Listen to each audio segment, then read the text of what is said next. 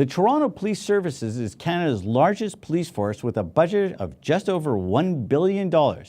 Joining us via phone is Toronto Police Association President Mike McCormack. Mike, thanks for joining us today. Yeah, thanks for having me. Sorry I couldn't make it into the studio. We'll get you in next time. Okay. Mike, there's been a lot of discussion about the city budget and specifically about the police services component. What's your take on all this discussion? You know, that's a great question, and it's something that we look at. It seems like, this is the same dance every year, and I go back to, I've been around this job for 30 years, and my dad was a former chief, and it's the same discussion every year around the police budget. It seems to be this sexy conversation as far as budgets are concerned, and it gets a lot of media attention and political attention. So, there has always been a constant narrative. What we're looking for from an association perspective is providing the best service we can at a cost that is reasonable, but also reflects the service we provide. Now, staffing is the #1 cost for the service. Some argue that we need fewer officers since crime statistics show that things are actually getting better. How do you respond to that? Well, first of all, the first piece, when people, often say to us, well, a majority of your budget, and in fact, 89 to 90, I think 1% of the budget goes to salaries and benefits, but that's in any industry that supplies a service, and that's a standard. So there's nothing alarming or nothing extraordinary about how much of the budget goes to salaries and benefits, because we do provide a service. But the whole notion that because crime is down, we need less police officers, when we look at actually how many police officers we have out on the street and their ability to respond to calls, how long it takes to respond to priority calls and stuff, actually our officers are spending less time on the street due to time on calls and other constraints around a police officer's time. So this whole, and not only that, but we've also looked at what data in the States and other jurisdictions where police officers, when properly deployed in the right times, have an impact on safe communities. And we're one of the factors that drive crime down. And we've seen that, for instance, in Danzig, when we put a whole bunch of police officers on the street, we saw a 63% reduction in overall crime in a very short period of time. So it's having effectively deployed police officers that provide safe communities. So Mayor Tory has asked Premier Wynne about photo radar as a revenue tool and has gone on to say that it frees up more officers and to allow for things that you just raised. Is that something that you would support? I would support any type of technology that augments or assists with our uniformed personnel.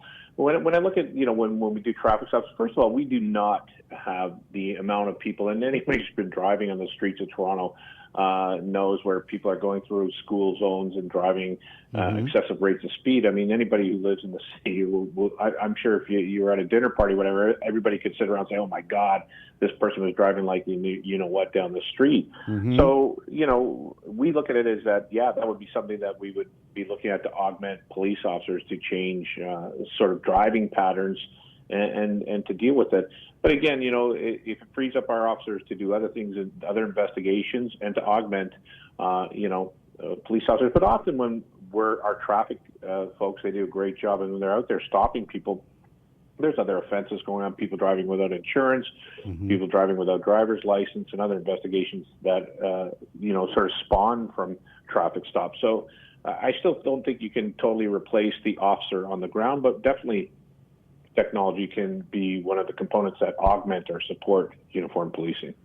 So there's been a lot of discussion about, the role of policing and how it's changing and how that's impacting on the city. What are you seeing as some of the future trends in terms of the impact on policing in the city? Right. Yeah. And again, that's another great question. And policing is continually changing. The demands on policing are changing. What's expected of police officers has changed dramatically. For instance, what we were supposed to be or how police officers were supposed to behave, how they were supposed to be trained, how they were supposed to be educated when I started almost 30 years ago is completely different than, well, not completely, but dramatically different than what's expected of our police officers today. So not only in the way they're trained, the way we respond to calls, sort of a more complete police officer, there are these expectations. But, as we go forward, we've never been in the business of saying the status quo is acceptable and this is about. We're constantly looking at how do we do things in an efficient way that doesn't jeopardize public safety, officer safety, and the great service that we supply. So one of the things that we look at is civilianization, for instance, of historical uniform police positions.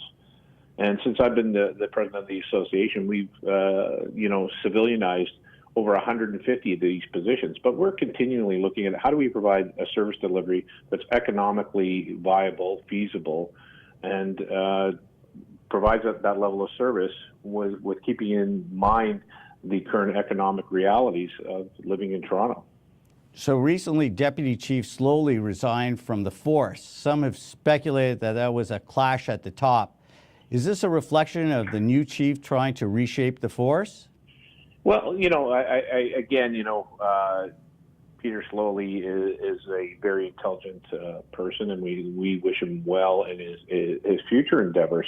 But again, there has to be one consistent voice and direction when people can't be pulled in different directions, and that's part about leadership. And I think that, I don't know the dynamic between him and the current chief. All I know is that, we referred to the situation, not the person, not Peter, but as a distraction. And what we found is that this whole narrative around what was Peter Slowly doing, what was the chief doing, was a distraction to what is going on in policing, making these fundamental changes, and also created a distraction for our members where there seemed, as you said, to be some conflict at the top. Where's the messaging coming from? Because what we ask for our officers is concise, clear direction, and where are we moving, and what is the sort of the strategic plan for the next years. And it's a lot easier and better coming from with a unified voice. Mike, there have been several high-profile situations involving members of the force, including the conviction of Officer James Fursillo in the shooting of Sami Yatin, as well as some charges against several officers over perjury and obstructions of justice. Should Torontonians be concerned about the police force? I think what Torontonians should be is reassured that, police officers are doing their job, that we are being, when issues happen, there are investigations, there are charges. And I think that, when we look at the millions and millions of interactions we have, several millions a year with the public, and a lot of them are, interactions that involve arrest, violent behavior, all kinds of. When I look at overall at the outcomes, I think the outcomes are generally very good outcomes.